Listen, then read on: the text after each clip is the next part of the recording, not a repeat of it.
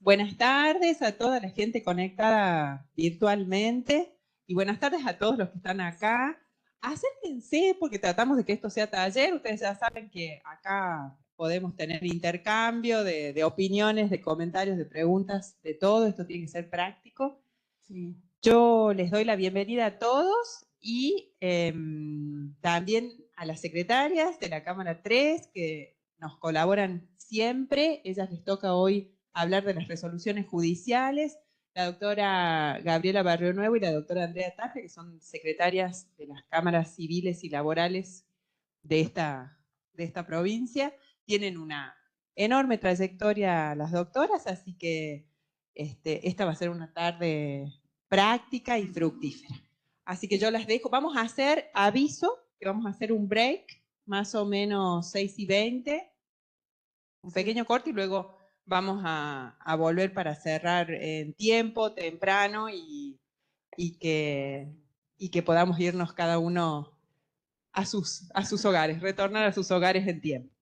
Bueno, la dejo a la doctora Barrio Nuevo, ella comienza. Muy bien. Ahí estará bien, ¿no? Bueno, hola chicos. Hoy vamos a hablar de resoluciones judiciales. Bueno, las resoluciones judiciales son todas aquellas decisiones que adopta el juez durante el curso del proceso. Y lo importante es que ustedes puedan diferenciar las clases de resoluciones que van a ver en el proceso. Las providencias simples, las sentencias interlocutorias, las homologatorias y lo que es una sentencia definitiva. Las providencias simples son las de mero trámite. También le decimos decretos, proveídos. La finalidad justamente es impulsar el proceso, ordenarlo. Son dictadas sin sustanciación previa, o sea, sin necesidad de discusión previa, o sea, sin necesidad de correr traslado a la contraria. Por ejemplo, la providencia que ordena agregar un documento al expediente, o la que dispone la apertura de la causa prueba. Estas providencias simples se subclasifican según causen o no gravamen irreparable. Este es un término que lo tienen que manejar más que todo para el siguiente módulo, que es el de recursos. Una providencia causa gravamen irreparable cuando sus efectos no pueden subsanarse o enmendarse en el curso ulterior del proceso. Ejemplos: la providencia que dispone de declarar la causa de puro derecho, la que aplica sanciones. Por eso es importante que ustedes diferencien, o sea, sepan cuando una resolución del juez puede afectar a las partes o no. ¿Por qué? Justamente porque las que causan gravamen irreparable son susceptibles de recurso, revocatoria, aclaratoria, apelación. Eso es clave para que ustedes lo diferencien, porque son los errores muy frecuentes que se dan en el proceso, que a veces apelan una providencia que no causa gravamen irreparable, por lo tanto era inapelable, no tenía sentido que le conceda el juez la apelación. Eso pasa a diario en la Cámara, que suben apelaciones de decretos que no causan gravamen irreparable, o sea, no les tendrían que haber concedido el recurso.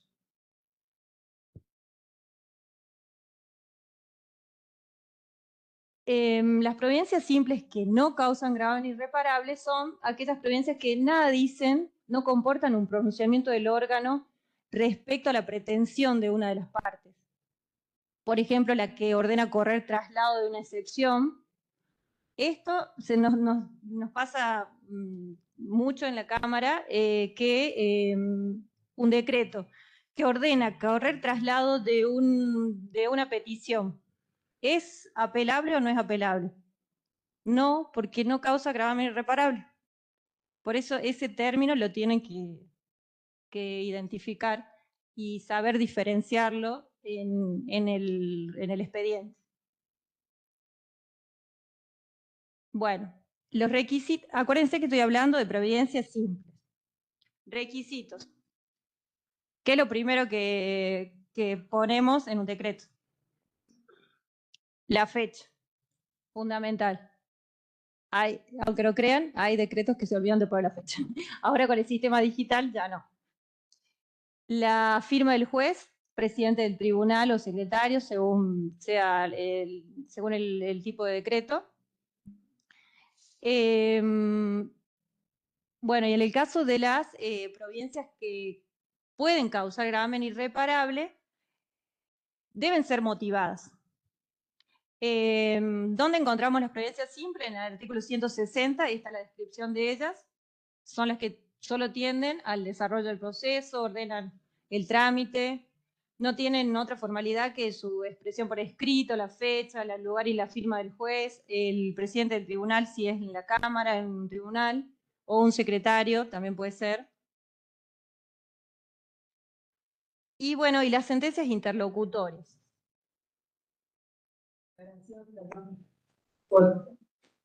Ahí. Sí, sí. Hago una aclaración por vicios, por ahí las chicas se acuerdan más. Cosas que se repiten a veces en los decretos y que hay que tratar de no poner. Que habla de esto de que dice la doctora Barrio Nuevo de que le falta, que tienen que estar motivadas, que tienen que haber. Entonces esto de no al lugar por no corresponder. Sí. Yo no sé si se sigue haciendo, últimamente no lo he visto tanto. Sí, Pero no al lugar por no corresponder. Sí, tal cual. No, hay que darle explicación. Exactamente. Ocurra por la vía que corresponda. Ocurra por la vía que corresponda, que a veces la vía es evidente, yo debo de decirlo, a veces la vía debería ser sabida por el abogado, pero a veces no, es como medio dudosa la situación. En la medida de lo posible, si son decretantes, tienen que ver cuál es el planteo, por eso hay que entender cuál es el planteo y ver por qué no corresponde. Exactamente. O lo ocurre por la vía que corresponde, lo mejor es formule la denuncia pertinente ante el organismo o ante el tribunal competente. Esto es. O le ponen resérvese para su oportunidad. Sí. Claro. Son todas expresiones bastante comunes en los proveídos, pero que los proveídos tenemos que acordarnos que tienen que estar motivados, que tiene que haber un fundamento de por qué se le dice que no a lo que está planteando, a lo que está pidiendo la parte. Entonces hay que tratar de háblenlo con sus secretarios, con los jueces, pero hay que tratar de explicar por qué se deniega o por qué se da lo que se pretende, pero sobre todo cuando se deniega viene el problema por no corresponder. Entonces esto es importante en el que decreta o ponerle el artículo. Está pidiendo, no sé, que se fije una nueva fecha de audiencia, no en un lugar, no, es porque la prueba caducó, porque no corre, porque ya se pasó la etapa, y hay que dar la explicación en el proveído de por qué se dice que no. Y la claridad en el decreto y también leer bien la petición, porque muchas veces los abogados piden, por ejemplo, solicito levantamiento de embargo.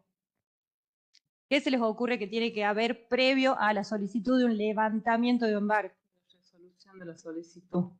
Un traslado a la contraria, porque puede verse afectada. O sea, la contraria tiene embargado un bien, bueno, no, lo pasan a decretar, a resolver, a resolución. Y no le corren, o sea, entender la petición del abogado de la parte, si afecta o no a la contraria. Eso es, si es necesaria sustanciación o no. Eso lo vemos mucho, de que interpretar lo que está pidiendo el abogado y si lo que está pidiendo el abogado puede afectar a la contraria, correr traslado a la contraria. Aunque no lo crean, pedidos de levantamiento de embargo se resolvieron sin traslado a lo contrario. O sea, básico. Hay que ver el código. Hay que tener el código a mano siempre porque se tiene el código. De cuándo se necesita traslado de cada planteo, ¿no? También importante. hoy hablábamos de los informes de secretaría, los famosos informes de secretaría. Por ejemplo, cuando es un acto que tiene un plazo para cumplirse, en el caso nuestro que nos llegan apelaciones, por ejemplo, el decreto sale un día y la apelación se interpone al mes y del expediente no surge y no me dicen, y le conceden la apelación como interpuesta en tiempo oportuno, pero no sabemos, tal vez dejó nota, tal vez, o sea, eso tiene que surgir clarito. Si tengo a la otra semana, bueno, si el día me sale, el plazo me sale justo, no hay problema, pero cuando es mucho el tiempo, tiene que haber una mínima explicación en el decreto de por qué lo estoy considerando en tiempo oportuno. Nosotros nos pasa para que vienen los decretos. Téngase por interpuesto en tiempo y forma el recurso de apelación, pero no dice conforme constancia de cédula de fojas o conforme nota que dejó el profesional a fojas tanto, algo que nos diga, y nosotros tenemos que entrar a verlo al expediente íntegro para ver si está en tiempo. O sea, conforme constancia de fojas tanto, conforme retiro de expediente de fojas tanto. A veces llamamos por teléfono. Tenemos que estar llamando. Dejó nota tales días y después hacemos un informe de secretaría ya en cámara. Sí. Que habiéndonos comunicados telefónicamente nos informan y qué sé yo, bueno, para acelerar, para no demorar con un oficio. El decreto tiene que tener toda la información necesaria. También otro decreto que es el que te lleva de un lado para el otro. Atento, constancia de fojas tanto. Conforme lo estableció la jueza fojas, y tenés que ir de fojas de acá, te vas para allá, te vas para tratar de saber. O sea, el decreto tiene que explicarse, tiene que ser autosuficiente. Como es una lo lea y entienda qué es lo que pidió y por qué se está diciendo que no, por qué. ¿Sí? Claro. Como dicen las doctoras, por la cédula, porque el profesional dejó nota los días tales y tales. Porque retiró el expediente, ya saben que el retiro del expediente se tiene por notificado, entonces pues es súper importante. Si no, como nos pasa, siempre nosotros lo primero que hacemos en la Cámara es ver si el recurso está interpuesto en tiempo. Y ahí son los temas. Claro. Que surge. Que significa dilación. Después, sí, mandar oficio, pedir información. Todo. Incluso para el abogado, porque el abogado cuando lo ve al decreto online dice atento constancias de ahora es actuación digital número tanto tal cosa. O sea, te tenés que ir a la actuación, cerrar, tenés que ir a la actuación digital, abrir, volver, o sea, no. O sea, que diga el decreto ese todo, o sea, toda la información. Que no tengas que irte a otro decreto para entenderlo. Eso lo vemos siempre. Sí. Sí. Muy valioso. Muy valioso. Muy valioso. Sí. Sí. Hay que ser prolijo trabajando. Hay que ser prolijo trabajando. Y eso les da eficiencia. Los decretos completos son muy valorados por jueces y secretarios. Sí. Porque entonces una persona que uno confía que está con el código, que mire el expediente y que el decreto lo va a leer el abogado y va a entender, o la parte, y va a entender por qué le están diciendo que no, porque está cuando se notificó, porque está la hora, el plazo, se le venció el cargo de 2 primeras y está el artículo que dice, le apliqué esta norma y por eso le estoy diciendo que no. Es toda una cuestión de responsabilidad de cada uno, porque cada uno, la función que tenga, desde el juez, que es lo más alto, hasta la ordenanza, tiene suma importancia, porque si entra un escrito y el que le puso el cargo, desde ahí ya hay casos de que le ponen una hora al cargo, otra hora al que se llevó el abogado, le ponen acá que adjuntó copias, en el otro no le puso. Bueno, desde ese pequeño y gran y tan importante como es el cargo, acto procesal, así cada empleado que va pasando, el que decreta, esto es el enemigo, el celular. Sí. Lo tengo que tratar de dejarlo, a nosotros nos pasa todo el tiempo, yo soy jodida, soy minuciosa en el control de los decretos, por una cuestión de que no podemos estar con tanta ida y vuelta. Si un abogado me pide 5 cosas en un escrito, se las tengo que proveer a las 5 cosas. Claro. No proveerle 3, 2, la del medio la salteo. No, tengo que estar con esto, lo miro, veo consulto con el jefe de despacho, con la secretaria, si algo no me cierra. Trato de ser, como dice la doctora, prolijo, responsable. Y el código, esto al lado, no le tengan miedo al código. Esto es la base. Tengo que, en lo que me toque hacer en primera instancia, en segunda instancia, en la etapa procesal que estemos, veo ese capítulo, demanda, qué tengo, cómo la proveo, qué es lo que falta, Sí. Consulto ese interés. El Tiene que estar famoso, presente. Y esa... el famoso resérvese, no lo usen, por Dios. No usen resérvese. ¿Por qué? Porque, o sea, se están imponiendo después ustedes una obligación de que ustedes lo reservaron y en algún momento lo van a tener que solo, sin petición de parte, verlo. Y después pasa que hay pedidos de caducidad y ahí está. El resérvese no lo usen para los decretos. Sí. Es peligroso. Bueno, no sé qué. No, ya terminó. Bueno, sí, no teníamos más nada con las providencias simples, ¿no? Ujú. Bueno, vamos a las interlocutores. Chicos, pero entendieron bien lo de las providencias simples y cuando causan gravamen irreparable y cuando no. Esto les va a servir para el próximo módulo, sí o sí. Las interlocutores. Resuelven cuestiones que requieren sustanciación planteadas durante el curso del proceso. Artículo 161. Por ejemplo, la que resuelve excepciones, la excepción previa o una nulidad planteada por unas partes, esas solo son susceptibles de recurso de apelación. Por eso es lo que tienen que saber identificar las clases de resoluciones por el tema de los recursos. Los requisitos comunes a toda resolución, bueno, la redacción por escrito, lugar y fecha en que se dictan, la firma del juez o de los miembros del tribunal. Bueno, en el tribunal siempre lleva 3 firmas más la del secretario. Las sentencias interlocutorias, bueno, lo que debe contener toda sentencia, los fundamentos, la decisión expresa, precisa de toda la cuestión que se planteó, el pronunciamiento sobre costas y honorarios.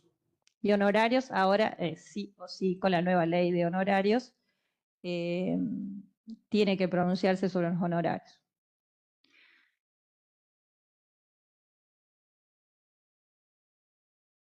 Bien.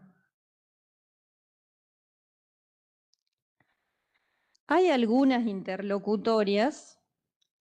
Las interlocutorias normalmente no ponen al fin de proceso, salvo estas, las que declaran la caducidad de instancia y las que hacen lugar a la excepción de prescripción.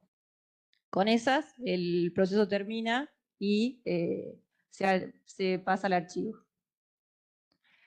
Otra clase de... La doctora quiere aportar. Diga. Usted Antes de aporte que que pase. no. Antes de que pase. No, pues yo les quiero decir qué es lo que ven, lo que se puede ver en el ámbito de jefaturas de despacho y empleados. Hay interlocutorias que ya las han visto si están en los civiles de los beneficios de litigar sin gastos. Todas esas son proyectos interlocutorias que pueden confeccionar, generalmente son delegadas a empleados y las caducidades. y las caducidades de oficio. Las pedidas de parte. Declaratorias de herederos en los sucesorios para quienes están en los civiles. ¿Qué otros más? Bueno, caducidades de instancias, como dijo Gaby. Regulaciones de honorarios. También fundamental. salen por interlocutorias. Mi gran recomendación es que vayan, y para eso sirven mucho estos cursos y lo que ustedes vienen a escuchar acá, que vayan pidiendo a los fines de avanzar, si están decretando, no se queden en solo hacer el decreteo y las providencias simples, sino que vayan pidiendo desafíos nuevos, que es que les den, que les encarguen los proyectos de interlocutorias, de estos tipos de interlocutorias que requieren un análisis mayor, más profundo, y porque ya es una sentencia, como son estas, las regulatorias de honorarios, que que exigen mucho más. Las declaratorias de herederos o las interlocutorias que surgen en los sucesorios para los que están en los juzgados civiles únicamente, por supuesto, pero también están las de los beneficios de litigar sin gastos, las caducidades de instancia. Todas estas interlocutorias que son de las interlocutorias, las de menor complejidad, traten de pedirlas, de irlas tratando de hacer estos proyectos porque les van a permitir un avance importante y una mejor comprensión del proceso, y luego van a ser más fáciles las providencias simples porque cada vez más se entienden cómo armar resoluciones judiciales. Así que esto Es es fundamental. importante que puedan avanzar. Lo mismo que, como dije la vez pasada, el tomar audiencias. El tomar audiencias es una tarea compleja. Entonces, un empleado que va tomando estos desafíos y adquiere estas habilidades y estos conocimientos y análisis son cada vez más valorados. Sí. Bueno, continúe nomás. Bien. Las homologatorias, es otra clase de resolución judicial que también las hacen los empleados, sí. Se utilizan para dar validez o no a algún modo anormal de conclusión del proceso. Ejemplos: las dictadas con motivo de un desistimiento, allanamiento, transacción o conciliación. En estos casos, la sentencia que homologa el acuerdo también pone fin al proceso. Estas son las sentencias homologatorias. Se animan a, por ejemplo, tengo una petición de un abogado que vengo se presenta y bueno, que vengo en tiempo y forma a desistir del proceso. A ver si se animan, ¿qué decreto va? ¿Alguien? ¿Cómo lo decretaríamos? Se da muchísimo.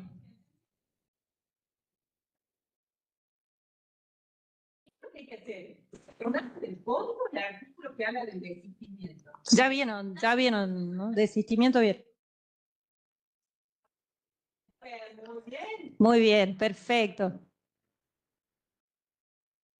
No, sin Bien. correr el traslado de... El trámite Claro. es distinto. Si no se trabó la litis, no hay problema, el expediente se archiva, pero si se trabó la litis, lo correcto es traslado por ¿cuántos días? 5, bien. Perfecto. Sí, Está en el está código. en el código. Perfecto, bien ahí. ¿Y qué pasa si desiste no solo del proceso, o sea, no solo de la acción, sino del derecho también? ¿Ya vieron desistimiento de la acción y del derecho o no? Parece que sí o no. Pero bueno, está bueno está bueno el planteo para pensarlo. Sí. Ese se da muchísimo, el desistimiento de la acción. Presentan un acuerdo, desisten del proceso. Bueno, está. Ya, nosotros, por ejemplo, nos viene pasando ahora con las causas de examen. Ya. Bien. Porque, todo tiene un porqué, o sea, el derecho todo es lógica, por eso siempre tienen que pensar con lógica, o sea, no es una ciencia, o sea, es lógica. Porque antes de trabar la litis no importa el traslado y sí importa después por el tema de las costas. ¿Quién va a pagar las costas del proceso? Entonces, por eso es el traslado a la contraria. ¿Sí? Por eso les digo que siempre tienen que interpretar bien la petición del abogado, qué significa lo que está pidiendo, qué implicancias tiene, si va a afectar a la otra parte, si no. Buscar en el código. Todo está en el código. Todo está en el código. En este momento me voy a buscar el código que dice. Bien. Para ver en qué estado está. ¿Y qué tengo que Exactamente. hacer? Sí. Sí, exactamente. Son ejercicios importantísimos. Sí, una ampliación de demanda. Ayer sacamos una sentencia en que corrió un traslado del primer decreto, le presentaron la demanda, está el primer decreto, sale el primer decreto de traslado de la demanda, y al día siguiente amplió demanda, y chao, en la cédula no pusieron toda la ampliación de demanda.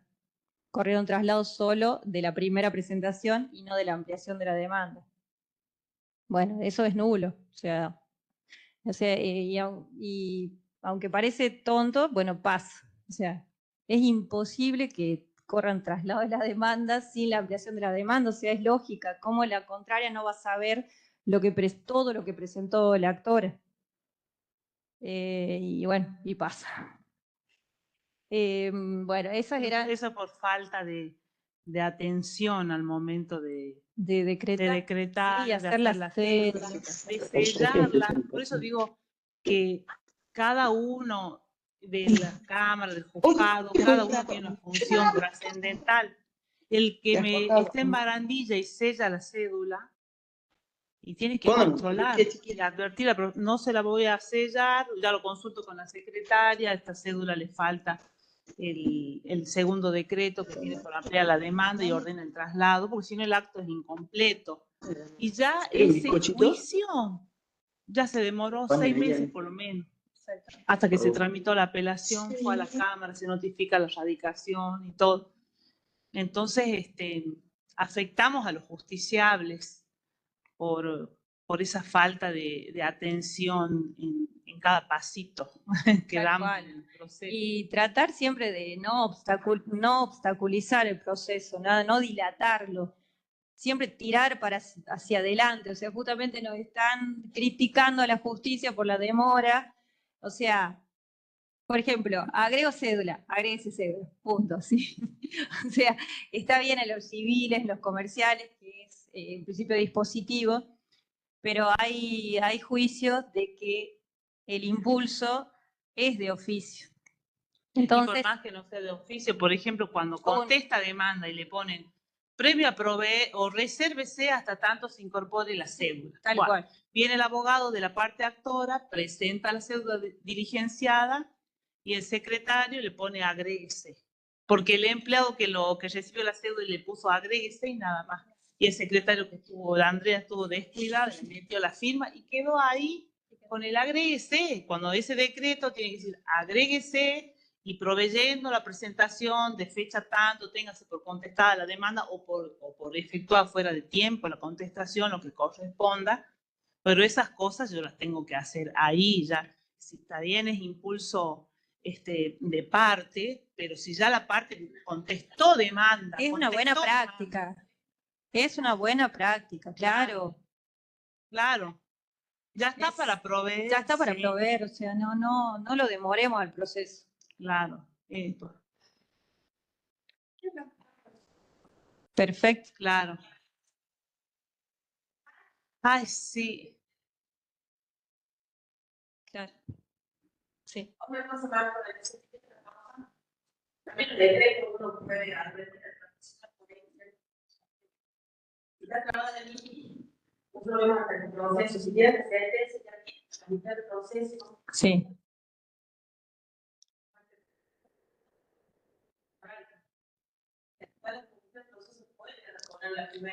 No, sí, seguro.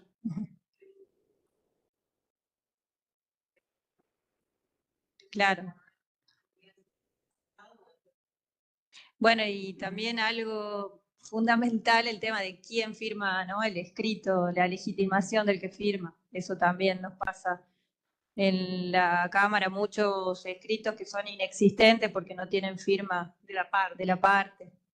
Solo del patrocinante. Y el patrocinante no. Salvo que sea algo de mero trámite, pero si son presentaciones, contestaciones de demanda, eso es lo primero. Apelación, expresión de agravios, tienen que ir con la firma de la parte. Firma el patrocinante y no firma la parte. Eso es un montón.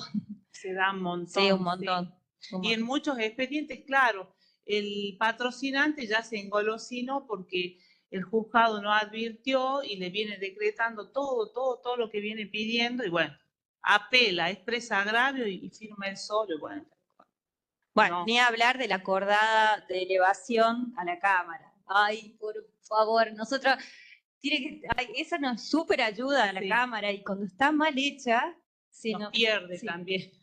Tal cual. O sea, la acordada esa de elevación, por Dios, pónganle todo, los domicilios, Los abogados que intervinieron. los abogados que intervinieron antes. Si hubo una sucesión de abogados, o sea, si salió uno, entró el otro, todos.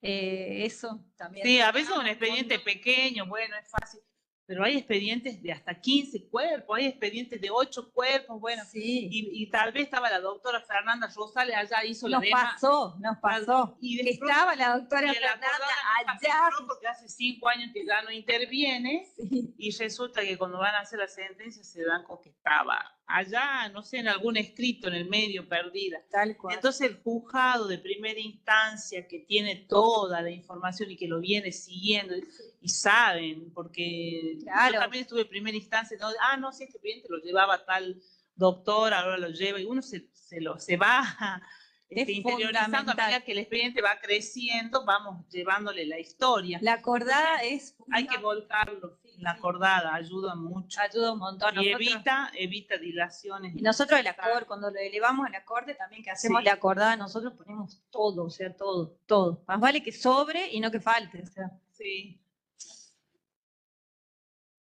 Bueno, y la sentencia definitiva, que es con la cual culmina el proceso, decide el mérito de la pretensión y ya eso va a hablar la doctora Tapia. Pero después del break. Después del break. Después del break. Después del café, sí. Y después del Seguimos break café. vienen las preguntas fundamentales del examen, así que no se vayan. Ah, Sí. sí. No se vayan. Media influenza, no vos, Gaby.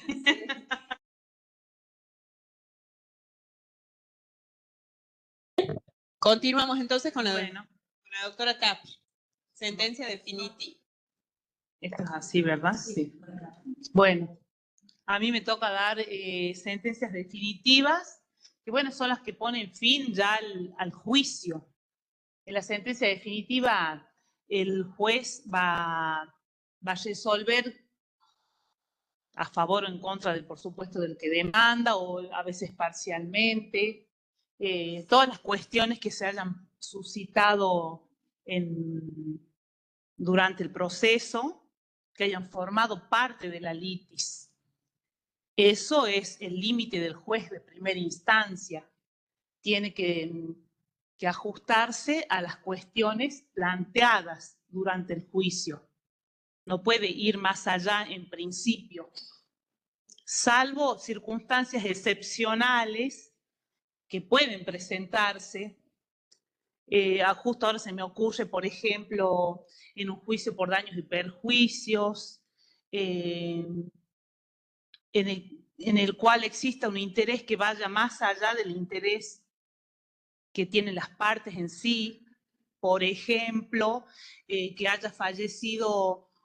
Hubo un caso que no me acuerdo, porque como les digo, se me viene a la memoria en este momento, un caso que se había iniciado por un daño o la muerte de un chiquito en una laguna, en un lugar que estaba totalmente sin protección. Entonces los papás del nene inician un juicio en contra del propietario del campo, en contra del Estado. Bueno, en ese caso el juez, además de resolver sobre la petición, sobre las indemnizaciones reclamadas en la demanda, en ejercicio de la función preventiva que también tienen los jueces, como todas las personas, a partir del, ya antes jurisprudencialmente estaba reconocido, y con la sanción del Código Civil y Comercial se plasma en la ley sustantiva, se plasma la función preventiva de la responsabilidad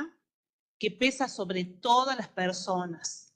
Si pesa sobre todas las personas, más aún pesa sobre los juzgadores, que si están ante una situación que puede causar un daño, o que está causando, o que muy probablemente cause un daño a las personas, puede adoptar una medida en ejercicio de esa función preventiva de la responsabilidad y establecer alguna medida para evitar que ese daño se siga produciendo.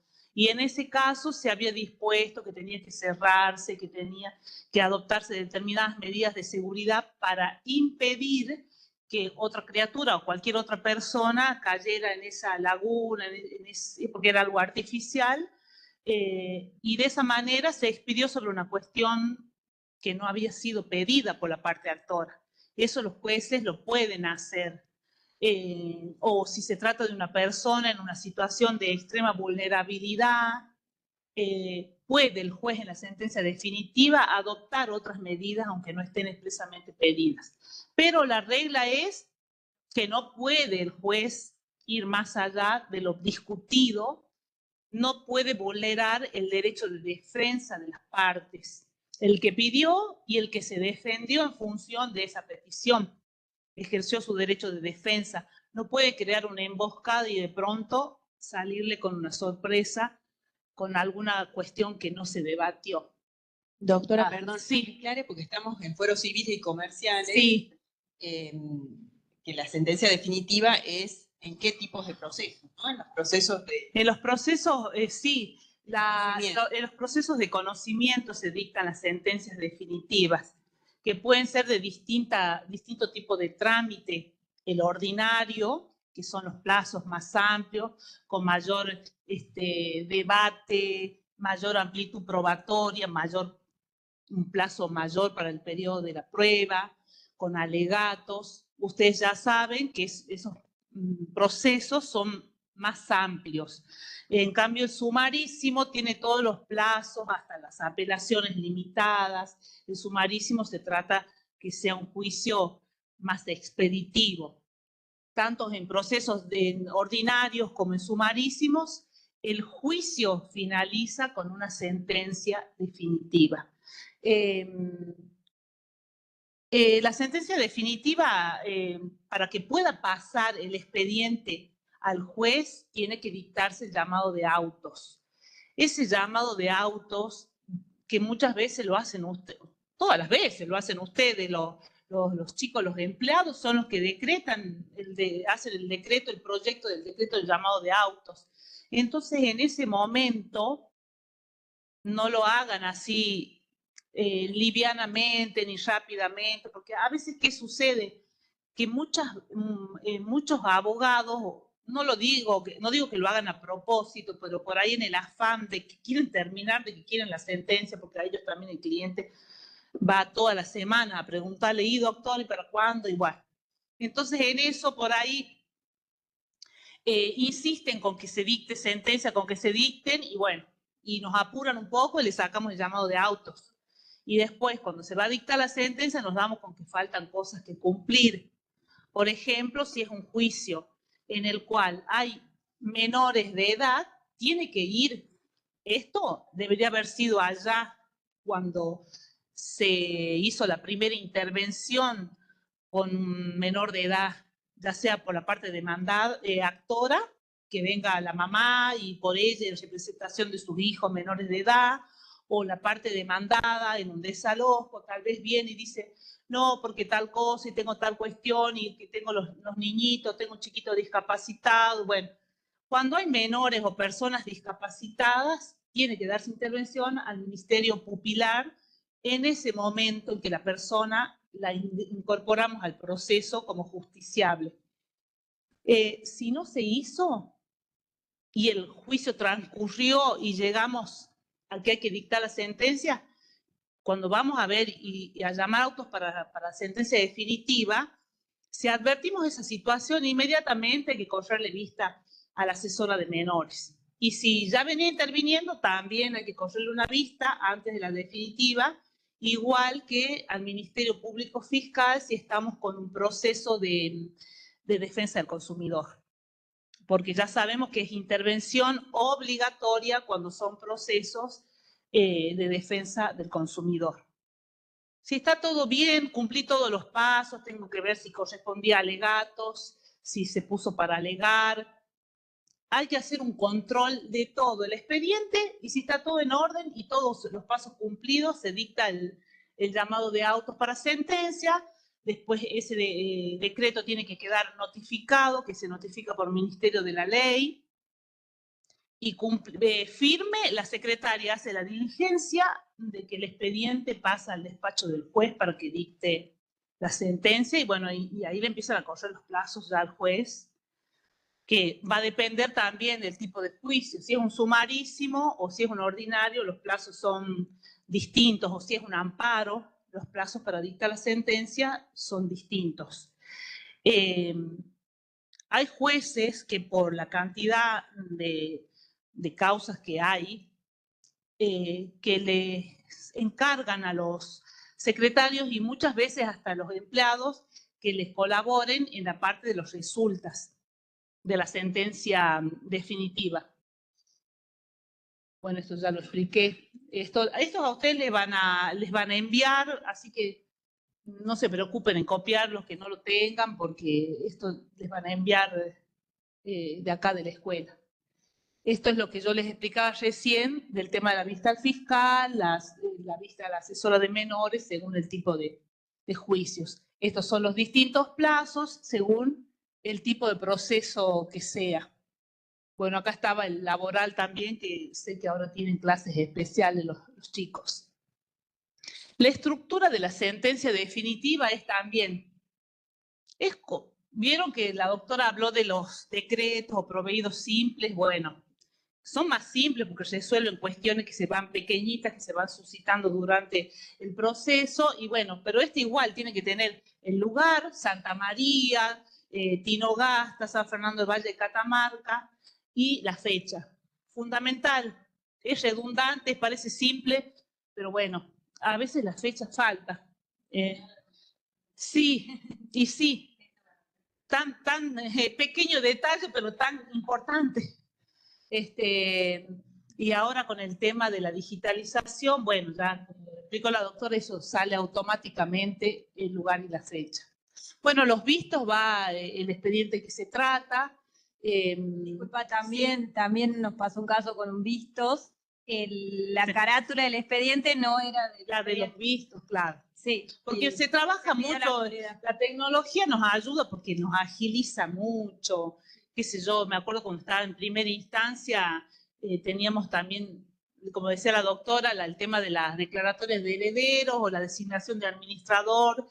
Nos colaboraban mucho los chicos empleados o los abogados empleados, y entonces uno les da modelo, pero en el seguir el modelo muchas veces me juega en contra porque no le cambian la carátula o no le cambian las fojas. O sea, hay que prestar atención porque un DNI de un heredero mal puesto, un quill, ya genera todo un problema.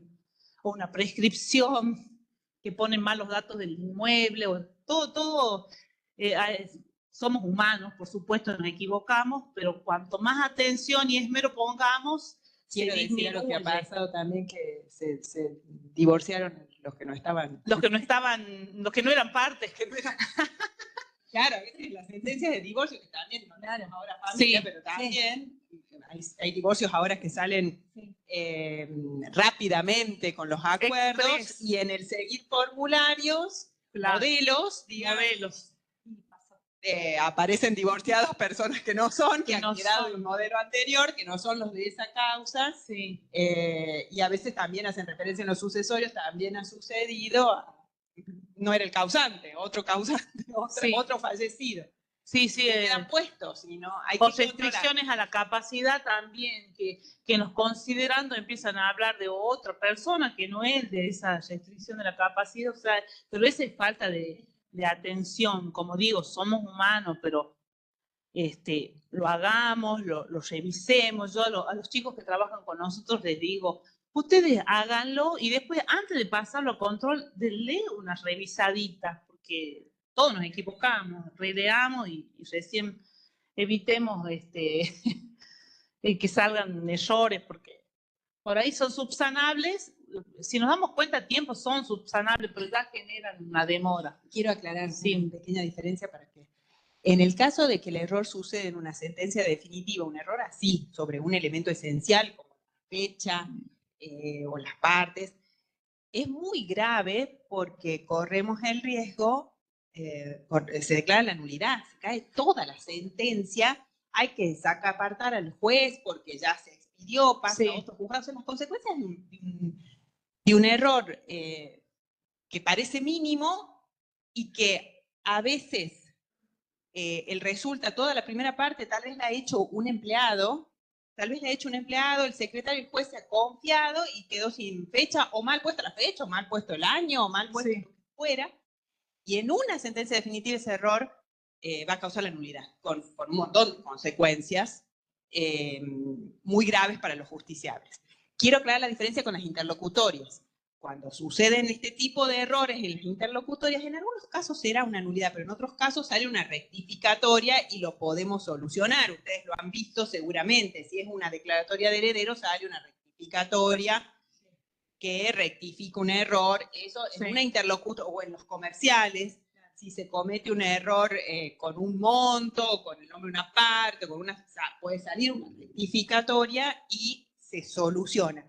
Igual se genera un dispendio, igual se genera una demora, igual se genera un desgaste, igual implica un mal servicio de justicia, un servicio de justicia prestado de manera deficiente.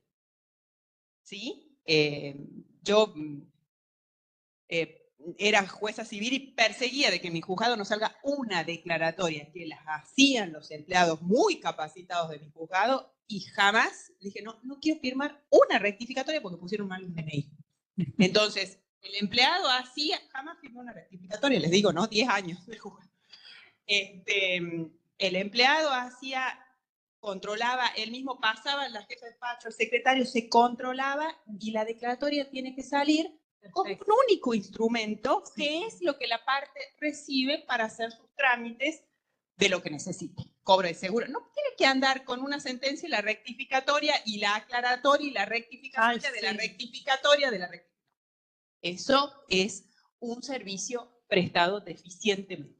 Entonces, empecemos, como dice doctoras, de ser responsables de nuestro propio trabajo, controlar, releer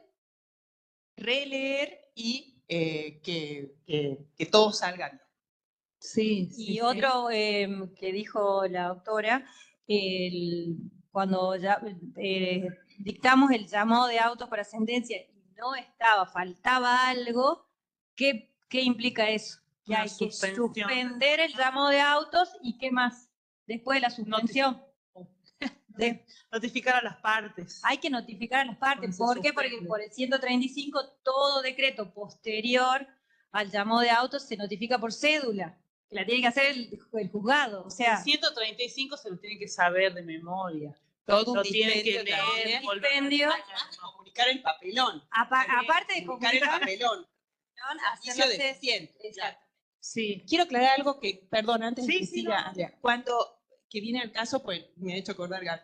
Cuando se cierra con el llamado de autos para sentencia, tienen que tener presente que el juicio queda en estado de suspensión hasta que se dicte la sentencia. Entonces, los abogados y las partes están eximidos de controlar, porque ese proceso no se va a mover, no va a suceder nada, no tienen que ir a dejar nota, no tienen que dejar nota si es por vía digital, no tienen que ir a preguntar por el expediente, nada. Quedan todos a la espera de que se dicte la sentencia. El llamado de autos cierra toda discusión, toda presentación, todo proveído. Entonces, todos se quedan en sus casas esperando que salga la sentencia. Si el juez decide dictar una medida para mejor proveer o advierte algo que hay que subsanar, como nadie está mirando el expediente, obligatoriamente al sacarlo de ese estado sin dictar la sentencia, tiene que hacer otra cosa, tiene que notificar a las partes. Esto de la lógica, si todos estamos esperando que salga la sentencia, hablando desde afuera, partes, abogados, todos, y el juez no hace eso porque sucedió algo le impidió, tiene que notificar a las partes de que el expediente mire señor, no salió la sentencia, pasa esto, pasó esto. hay que subsanar esto, o vamos a ordenar esta medida previa. ¿Mm? Y eso tiene que ser notificado a todas las partes para que vayan los abogados a ver qué es lo que sucede, por qué no salió esa sentencia y qué es lo que está pasando. En el caso de que fuera por una omisión, por un defecto, por alguna cosa que falta, es notificar de Un papelón. el papel. El papelón. Bueno, bueno, los resulta, como les decía, muchas veces les encargan a los chicos, a los empleados, a las secretarias.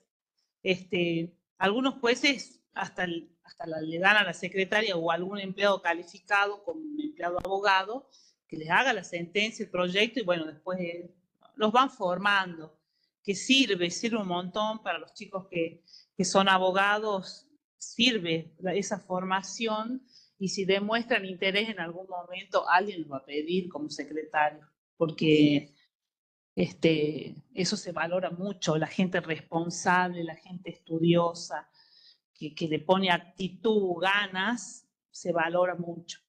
En algún momento llega, siempre yo les los incentivo de ese modo. Bueno, otra cosa que, bueno, los que trabajan con modelos, muchas veces siguen modelos, pero siempre tengo que estar atento a no seguir el modelo a ciegas, tengo que ver si realmente se adapta la situación al caso particular que se está resolviendo. Más allá de eso, en cuanto a jurisprudencia, a doctrina, a lo que pueda aportar, ya cuando voy a hacer los considerandos, que es analizar la petición en sí, si le asiste o no derecho a la parte actora o a la demandada en el planteo de sus excepciones, tengo que hacer una decisión a medida del caso y que demuestre que se está haciendo un estudio de ese caso serio, responsable, y no como muchas veces vemos sentencias extensísimas que tienen muchos considerandos con jurisprudencia y doctrina, y lo que se refiere al caso particular, un párrafo. Bueno, ustedes se están formando, entonces un análisis a medida del caso y con responsabilidad y de manera completa. Una sentencia, si un decreto tiene que bastarse a sí mismo, una sentencia con más razón, porque pone fin a todo el litigio y me tiene que resolver todas las cuestiones, incluidas costas y honorarios. Entonces tiene que estar todo y cada decisión debidamente fundada no con doctrina y jurisprudencia en el aire, no, ajustada a la situación particular de que se trate.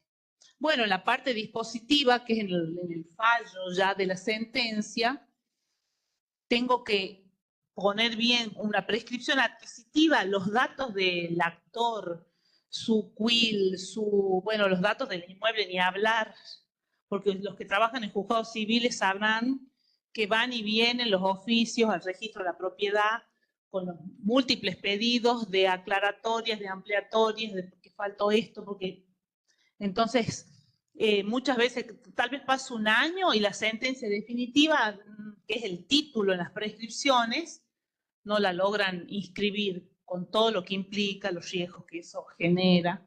Entonces resuelvo bien todo con mucha precaución de no incurrir en errores evitables. Bueno, la firma. No, creo que no nos ha tocado ver sentencias sin firma, o a mí no recuerdo, no sé, pero bueno. El sello, por ahí en las cámaras es más peligroso porque son muchos los camaristas y 3 los camaristas, entonces hay que, o a veces integran de otras cámaras, entonces hay que estar atento con el tema de los sellos. Sí, firma y sello del secretario, puede ser, sí. Sí. Y el resuelvo, disculpa Andrea, con la nueva ley de honorarios, en el resuelvo tiene que estar nada de regular los honorarios conforme, considerando 4, no. Hay que poner en el resuelvo toda la regulación. Eso con la nueva ley lo dice, la nueva ley de honorarios lo dice expresamente. Y también hay, no me acuerdo de qué juzgado, que ponen hacer lugar a la demanda promovida conforme también o sea, te lleva el resuelvo, tenés que irte al considerando, eso también está mal, porque, o sea, el abogado cuando le llega la cédula, el resuelvo nada más y no sabe bien. Hay algunas sentencias que vimos así. Incompleto el resuelvo. Bueno, estos son los ejemplos en cuanto a, ahí está el tema del divorcio, bueno, que a ustedes no les toca, pero bueno, y los nombres y los DNI, todo completos y que sean de ese expediente, no divorcien a otros. Bueno, las prescripciones, todo. Claro, sí. Bueno, estos son solo ejemplos del detalle que hay que tener en cada tipo de juicio y controlar que los datos sean los correctos. Bueno, la sentencia definitiva en segunda instancia es distinta porque ya son 3 personas las que analizan el caso. Por supuesto que a la Cámara el expediente ya llega con una decisión de un juez. Esa decisión está siendo impugnada, cuestionada, atacada por la parte que le fue mal o parcialmente perdidosa.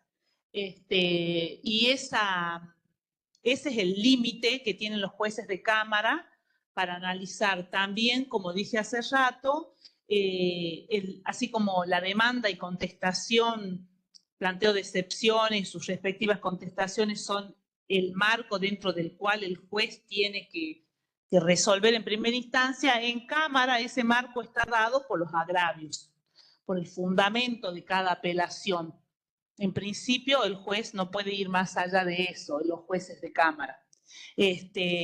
Otra cosa que es importante marcar, que a veces, quería agregar una cosa que esta semana llegó a la Cámara, que cuando en primera instancia las apelaciones son denegadas, cuando son denegadas, tienen las partes la posibilidad de interponer lo que se llama recurso de queja, y van directamente a la Cámara diciendo, mire, se me denegó esta apelación indebidamente porque yo tengo todo el derecho en función de tal artículo, tal otro.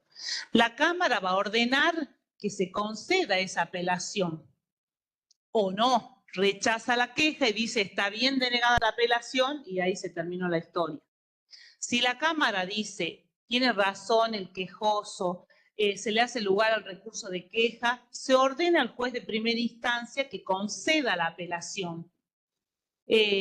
Cuando el juez de primera instancia recibe la queja, tiene que concederlo al recurso, eso es lo primero que tiene que hacer, no elevarlo así como lo recibió, porque nos pasó que el juzgado de primera instancia recibe la queja y dice incorpórese por cuerda al expediente y elévese a la Cámara para que resuelva la apelación. Era una interlocutoria la que había sido apelada, entonces nunca la había concedido, por lo tanto nunca se puso a los fines del 246, o sea, para que expresen agravio, ni se sustanció, bueno. Esos pasos siempre tienen que estar atentos. En el caso de la sentencia definitiva de primera instancia, en principio se conceden libremente las apelaciones, por lo tanto ya todo el trámite se hace en la Cámara. Es importante que cuando interponen una apelación y hay varias partes, porque a veces un actor y un demandado, pero en algunos juicios tenemos el actor, el demandado del Estado provincial y la citada en garantía una RT o una aseguradora, o el demandado, el dueño del vehículo, un daño y perjuicio del dueño del vehículo y el conductor y la aseguradora. Entonces, si el actor perdió el juicio y apela a esa sentencia definitiva, yo tengo que sustanciar ese recurso con todos los demandados. No solamente me traslado a la contraria. Resulta que el que apeló, el actor apelante, me acompañó un juego, aunque ahora ustedes ya están digitalizados, pero bueno, en el interior todavía no. Entonces, para los que todavía siguen con papel y que por lo tanto tienen que adjuntar copias para traslado de esa apelación, tienen que adjuntarse tantas copias para traslado como partes contrarias haya en esa tramitación de la apelación, porque se tiene que notificar a todos, correr traslado a todos. Si falta un juego de copias, hay que intimar bajo apercibimiento del 120. En esa intimación establecer bien los días, que son 2 días, y el apercibimiento que se va a tener por no presentado el escrito de apelación. O sea que la consecuencia es grave, porque el juez de primera instancia no puede decir, bueno, presentó un juego de copias, bueno, lo voy a sustanciar con el dueño del auto. Y los otros dos quedan, no, tiene que hacerse todo de manera completa. Eso es algo que se ha visto en cámara. Esas dos cuestiones, el tema de la queja y el tema de las faltas de copia para traslado. Una vez que llega a cámara, en cámara en principio se pone para que expresen agravios, la parte que apeló, una vez que expresó agravios se corre traslado a la contraria y luego pasa, la estructura es distinta de la sentencia definitiva porque al ser 3 jueces se hace un sorteo para ver quién va a analizar el expediente y va a votar en primer término. Y ahí se establece el orden. Lo recibe el que emite el primer voto y es el voto más importante en principio porque hace todo el análisis va realizado en ese primer voto.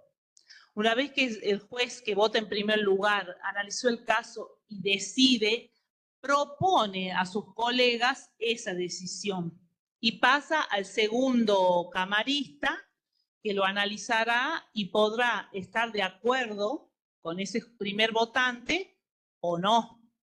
Si está de acuerdo es un voto sencillo y dice después de analizar la causa, los agravios y lo coincido con el análisis que efectúa el que votó en primer lugar y bueno, y como que hace una adhesión, se adhiere al primer voto. Ahora si le parece que nada que ver la resolución, o sea que no está de acuerdo, tendrá que hacer un voto en disidencia y ese voto en disidencia es tan sustancioso, tan importante como el primero, porque él va a plantear otra postura, otra propuesta, y va a decir, no, para mí esto no hay que hacerle lugar a la apelación por tal motivo, y entonces ya hace su segunda propuesta para el tercer votante. Y en este caso el tercer votante tendrá que desempatar y se tiene que adherir al primero o al segundo y bueno, y decir por qué. Entonces, ven, la estructura de la sentencia de cámara es distinta. Entonces se hace el acuerdo, se llama, donde se pone también la fecha, el lugar, la fecha, quiénes son los camaristas que integran el expediente, que integran el tribunal para resolver esa causa. Porque a veces son los jueces titulares y a veces no, a veces alguno es recusado o a veces alguno se excusa porque es familiar del abogado o de la parte, amigo, lo que sea, y entonces integran camaristas de las otras cámaras. Una vez que se emitieron los 3 votos, se emite la decisión definitiva, que es por unanimidad, si están de acuerdo los 3, o por mayoría, en el caso de que haya una disidencia. Esa es la estructura de la sentencia de cámara. Como verán, es distinta de la primera instancia y se cierra con, bueno, el resuelvo, que está la decisión plasmada allí, con todos los otros requisitos que son los mismos que de la sentencia de primera instancia en cuanto a la minuciosidad y a la corrección de todos los datos que tiene que tener. Otra cosa que la Cámara puede hacer, debe hacer, cuando se revoca la sentencia de primera instancia, si en primera instancia se rechazó la demanda, se impusieron las costas de determinada manera, la Cámara, si da vuelta a esa sentencia y hace lugar a la demanda, tiene que hacer lo que se llama una readecuación de costas y de honorarios. Entonces ya las costas las cambiará y también va a decir cómo quedan los honorarios. Eso sí se modifica la sentencia de primera instancia. Andrea, Sí. Ustedes tienen que saber interpretarla bien a la sentencia de cámara, porque cuando baja, el abogado inicia, si baja y queda firme, inicia la ejecución de sentencia y la tienen que saber interpretar a la sentencia de cámara, ¿viste? No lo miren así como que está muy allá, sino que es re importante para cuando baja, porque Sí. la cámara ordena y ahí en primera instancia hay que ejecutar. El resuelvo de la sentencia de cámara tiene que ser claro. tiene que ser claro, así como el de primera instancia tiene que responder a los considerandos, reflejar los considerandos. Acá la sentencia de Cámara tiene que reflejar el primer voto. Lo que se decidió, lo que se concluyó, tiene que estar plasmado en el resuelvo para que esté completo. Y bueno, se puede ejecutar y no surjan después dudas sobre qué se quiso decir con esto. Bueno, esta es la estructura, que bueno, esto les va a llegar a ustedes, creo que por mail les mandan, así que eso no hay problema, los van a tener.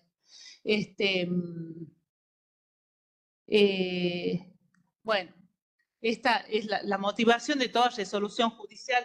Ya adelantamos un poco cuando la doctora habló de los proveídos, de los decretos. En toda resolución judicial, la fundamentación es primordial. Si bien es importante el detalle de qué pasó, eso resulta que los tengo que ir detallando, aunque los chicos, por ahí los chicos que trabajan con nosotros se quedan cortos y como yo soy jodida, les digo, pónganlo, resulta, qué pasó, cómo se defiende, si una caducidad de instancia.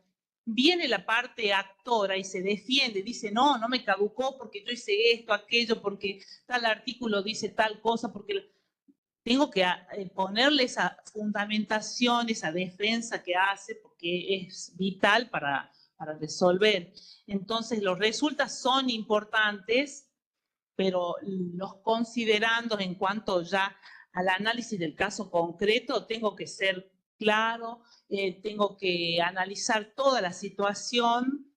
Si bien no es necesario analizar toda la prueba, pero tiene que haber una coherencia en la sentencia y que la decisión esté fundada para que se pueda defender la parte que no está de acuerdo. Si no, también es una sentencia arbitraria, sí porque sí o no porque no, en un decreto o en una definitiva.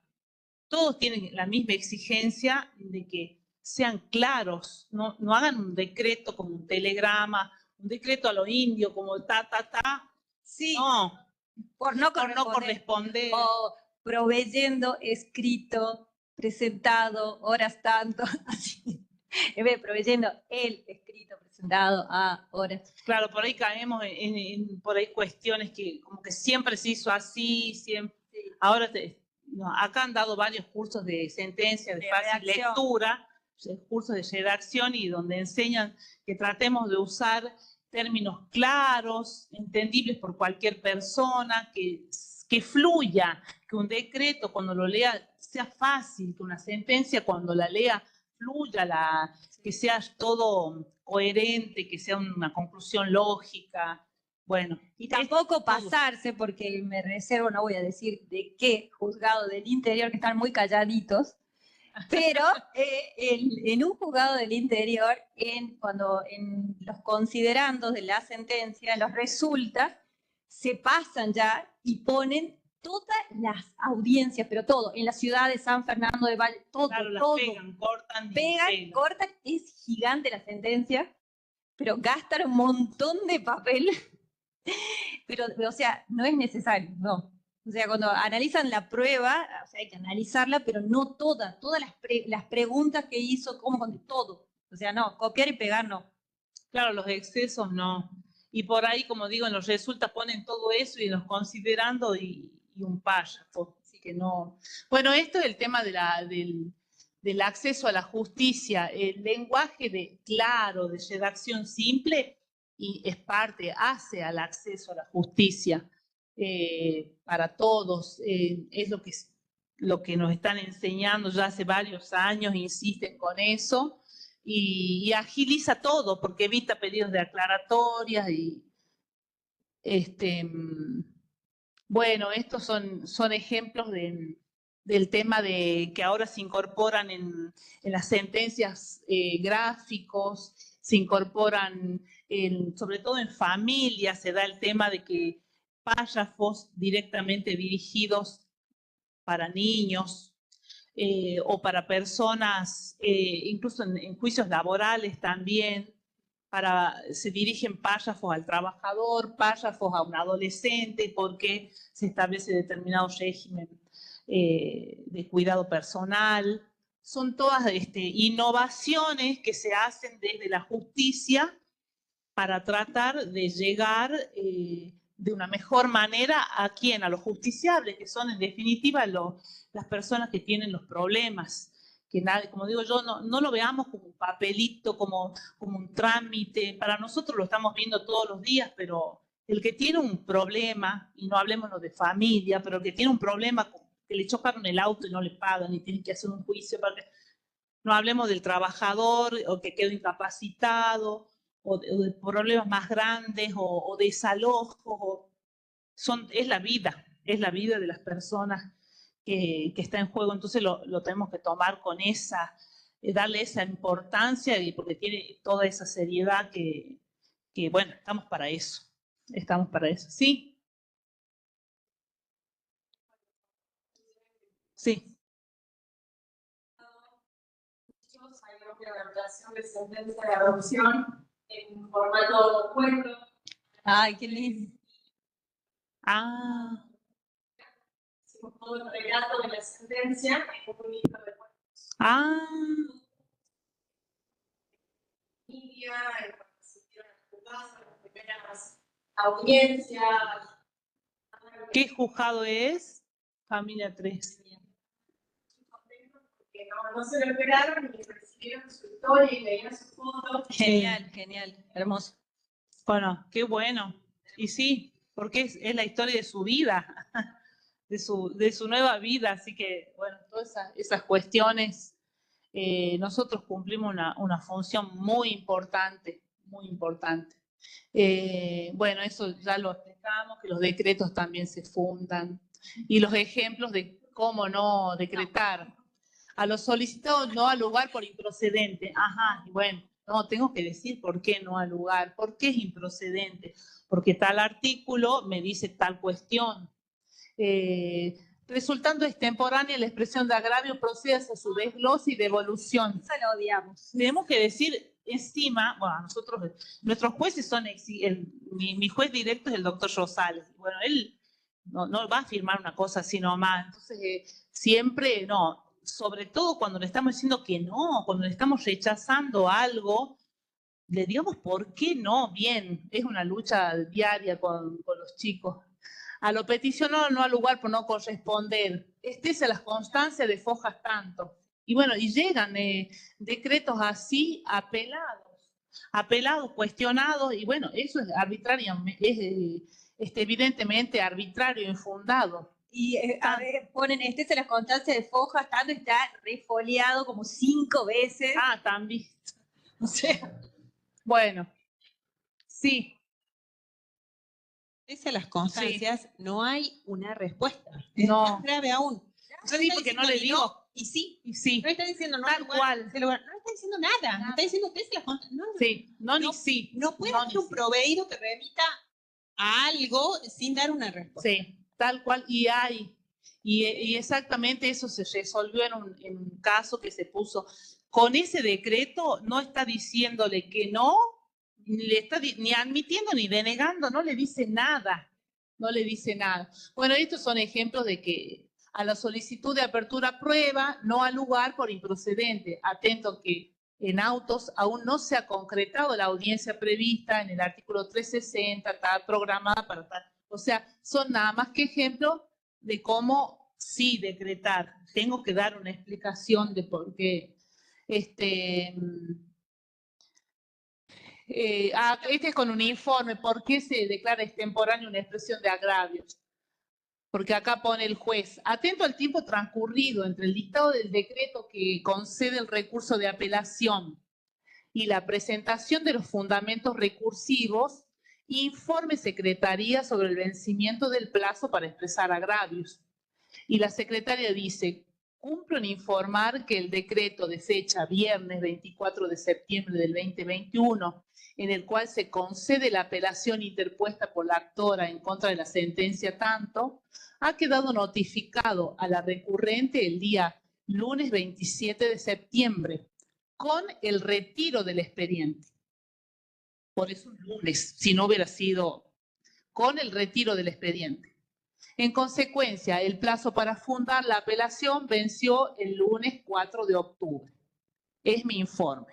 Entonces el juez pone, atento al informado por secretaría, téngase por extemporánea la expresión de agravio presentada por la accionante el 14 de octubre, tanto. Entonces tengo que fundar cuando le estoy diciendo que no, cuando estoy diciendo que algo es extemporáneo, cuando estoy diciendo que algo es improcedente, tengo que fundar de manera clara para que la contraparte, para que la parte se pueda defender y pueda decir, no, usted está equivocado porque, bueno, por lo que sea, y ahí dará su Eso fundamento. es muy importante, sobre todo cuando tenemos que ordenar desgloses y devolución a la parte, porque tengan presente, sobre todo para quienes todavía trabajan con el expediente físico, Sí. que al devolverle el escrito nos quedamos sin el cargo. Entonces es importante que en el proveído o en el informe de la Secretaría quede puesto de qué fecha y de qué hora es la presentación, porque esa presentación extemporánea la devolvemos y ya no tenemos el cargo de cuándo la hizo. Claro. Entonces tiene que quedar en el expediente para eventual control después, pero tiene que quedar constancia de la fecha y hora de las presentaciones. Igual que si es una presentación en la cual se constituyó nuevo domicilio, también eso hay que poner que se deje constancia en el expediente o que se tenga por constituido el domicilio, no obstante que sea temporánea la contestación de demanda, supongamos. El domicilio lo puede constituir y tenerlo por presentado y por parte al demandado en cualquier momento del juicio, más allá de que la contestación de demanda sea extemporánea y que por lo tanto haya que desglosarla. Bueno, nada más, gracias por su atención. No sé si quieren preguntar algo. Otra cosa que les quería decir, yo tengo muchos chicos en primera instancia, bueno, que me llaman, que me mandan, me preguntan. Ustedes, si tienen dudas, alguna cosa, WhatsAppen, que nosotros les ayudamos, estamos para ir mejorando siempre. No tenemos en la Cámara, estamos predispuestas para ayudarlos en las dudas que tengan. Así que, sin vergüenza. Sin vergüenza nos consultan. Del interior también nos llaman. Sí, porque sobre todo en el interior, que por ahí están muy en soledad. En el interior, que son 2 juzgados, por ahí no sé cuántas secretarias y listo. Por ahí el internet ni le funciona, el acceso a la jurisprudencia no es tan fluido como acá, que nosotros tenemos acá mucho acceso al tema de la jurisprudencia, que ayuda un montón. Eso también, metan mano a la jurisprudencia, busquen, que ahora todo está, casi todos los casos ya se han planteado, ya se han resuelto, todo sirve y abre la cabeza, aunque no sea igual que el que nos tocó, todo nos ayuda, así que, y pregúntenos y no hay ningún problema con eso. Bueno, ¿y alguna pregunta ahora? ¿O comentario? Allá.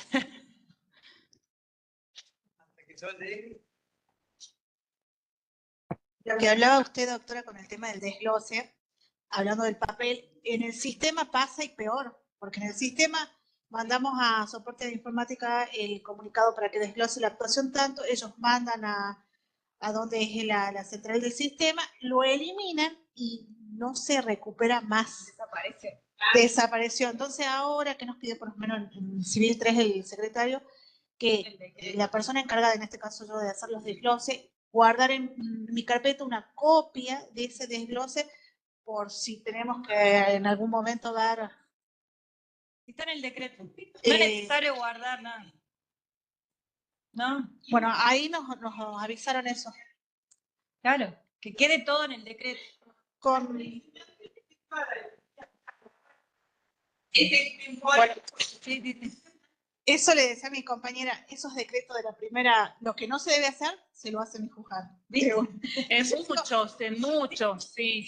Y nosotros también en la Cámara con los chicos somos jodidos, pero pasa. Entonces es un trabajo diario. Claro, le decía ella, para rendir no nos sirven los decretos de nuestro juzgado para llevarnos el modelo, porque no entendés nada. Si no estás, digamos, nosotros estamos muy divididos, los decretantes y mesa de entrada, como muy separados. Entonces digo, no sabemos nada, es otro mundo. Y está mal. Porque lo que está bueno es que todos hagan de todo. Ahí en la Cámara todos hacen de todo. Claro, eso sí sabíamos que cámaras de... Todos hacen de todo. Todos decretan, todos... En el laboral 4 que yo trabajaba también hacíamos rotación de personal, todos pasaban. Sí. Eso se planteó, pero con la falta de personal, con la falta de capacitación en el nuevo sistema de varios empleados que son nuevos, es imposible rotar. Pero de a poquito, es un trabajo de a poquito. Sí, Con respecto, sí, hay que formarse, sí. con respecto a lo que decían de que hay que controlar 10.000 veces cuando uno haga algún escrito, el sistema, y eso lo estábamos viendo estos últimos, creo que este último mes, el sistema está teniendo, pero horrores, ¿no? Horrores, pero terribles. Por ejemplo, nos pasó que en un expediente nos reclama una defensora que era un sucesorio. Salía ella como causante, como fallecida. Sí, sí, yo vi eso en un expediente. Y entrábamos a ver los sujetos y no estaba Sí. ni siquiera como ella la causante Para ni matar, nada. Y era el sistema que la puso a ella. Es más, salió un decreto, no lo vi, Claro. digamos, uno va confiado, es el juris. Claro. No ves el encabezado, digamos, el cuadrito donde te dice número de expediente, número de juez. Claro. Estaba el nombre de ella. Ese decreto se firmó como ella causante. Si yo vi en la Cámara hace poco un sucesorio que estaba como causante, la heredera que había iniciado el Bueno, trámite. eso nos pasa cuando nos llega de mesa de entrada. Claro. ¿Por qué? Porque los abogados lo cargan mal. Claro. Ahora como hacen el sorteo, y el sorteo que se realiza ahora es directamente lo que el abogado carga para que se sortee. El abogado se carga como causante, como heredero, como apoderado. En Todo. muchas causas nos pasó que lo cargan mal, pero en esta causa particular se dio cuenta la defensora que estaba ella, que está bien, es un expediente que lo lleva la defensoría, pero imposible que la pongamos como Claro. causante a la defensora, porque ya estaban cargados el causante, los herederos, solo el sistema lo cambia. Lo mismo que hay muchas quejas de la salida a letra, y eso me hago cargo yo porque lo hago en mi juzgado, la que descarga, soy la única que descarga. Yo descargo, hago salida a letra y el expediente sigue a despacho. ¿Cómo quieren que yo corrija algo que el sistema está mal? Si yo hago una salida a letra, se supone que el expediente ya está en casillero. Le hago salida a letra, un movimiento. Casillero, otro movimiento, a dónde se encuentra el expediente. Casillero, por ejemplo, Martínez Azar, que lo tenemos dividido, o algún nombre particular que tenemos los casilleros. Y sigue estando a despacho. Claro. Y son las quejas del profesional, que no puede dejar nota, que no puede ver. Digamos, Bueno, eso. son muchos errores que por ahí uno en la práctica son tantos expedientes que no vas a ver uno por uno los detalles muy finos que por ahí salen. Por ejemplo, Bueno, ahí la colaboración de los abogados litigantes es fundamental, estar atentos porque... o lo último que nos pasó que sacamos, notificábamos las sentencias, que me pasó esta semana, muchas quejas, salían las sentencias, algunas tenía que notificar, por ejemplo, las definitivas, de uno que seguro que les llega a cámara, sí, porque ya nos dijeron que la pelaba, Gramajo, Francine, creo que ya, no la puedo ver en la sentencia, me llegó, me decía la cédula notificando, salió la sentencia, él resuelvo, y no veo la sentencia. Y era un error del sistema. Si bien a ellos les llega la notificación, les llega con el resuelvo, que es lo que yo copio, digamos, lo adjunto, pero igual me decía otro de los chicos que era diligenciado, un abogado, también los abogados, si abren el adjunto que va por fuera, la ven a la sentencia. Por más que a ellos les hagan que no está subido. Esos son como trucos del sistema que hay que, de parte de los abogados, ¿no? Que ellos la pueden ver por fuera. Nosotros entrábamos con mi secretario por fuera del sistema a ver si la había sacado letra o no. Y sí nos salía letra, pero a ellos no les salía letra. Este último tiempo el sistema estaba muy mal, así que como... Yo pienso que en ese tipo de cuestiones así, de esto ya es apreciación mía, pues como es todo nuevo, que siempre hay que estar por la vida del derecho, de que se trate de proteger, que siempre a favor de los litigantes, conocer cuestiones así, sí, no perjudicar a nadie. Electrónico, digamos, pero a la sentencia, porque no, sí. Imagínate, imprimirme, son 58 hojas, de este era 58. Le digo, si tengo que imprimirle una sentencia para cada abogado, creo que eran 4 o 5 abogados de este expediente que es grandísimo, imposible imprimir tanto. Es mucho. Claro. Pero el sistema también está teniendo bastantes errores, sí. Bueno. ¿Alguien más quiere preguntar o contar algo? Bueno, chicos, gracias por la atención. Bueno, damos por y terminado por entonces. la buena onda y cualquier cosa, ya saben, nos whatsappean. Estuvo muy pertinente. Vos prometiste. Se las paso al mail. No, eso corre por cuenta de la doctora Gabriela Barrero.